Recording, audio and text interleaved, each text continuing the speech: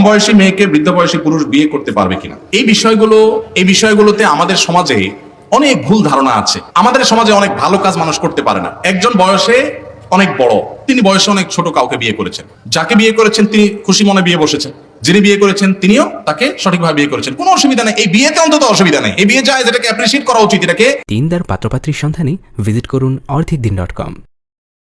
এটাকে অন্তত নিয়ে ট্রল করার কোনো সুযোগ নেই। আবার ওই বিয়ের নামে আপনার বেহায়ামি করে বেড়ানো সঠিক না, সেটা আমাদের মনে রাখতে হবে। আমাকে একবার এক যুবক প্রশ্ন দিছে যে হুজুর, আমি একজন বিধবা মহিলাকে বিয়ে করতে গেছি, আমার পরিবারের সবাই বিরোধিতা করতেছে, যেটা করতে হয় না।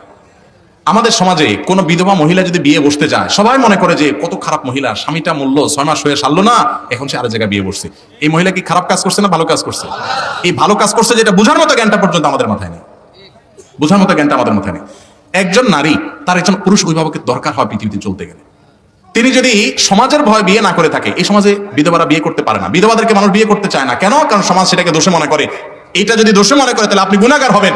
আপনি বরং এগুলোর সমাজের সমস্ত ভুল ধারণা ভাঙতে হবে, বৈধ কাজে মানুষকে অ্যাপ্রিশিয়েট করতে হবে। অতএব এরকম বিয়েতে কোনো অসুবিধা সেটাই দৃষ্টিকোণ থেকে অন্তত নাই। তবে আবার এই বিয়ের শাদীকে মার্কেটিং করতে গিয়ে পর্দার বিধান লঙ্ঘন করে একেবারে আপনার বেহায়ামি করা যাবে না। দুই দিক থেকেই যথেষ্ট আমাদেরকে সংযমী হতে হবে।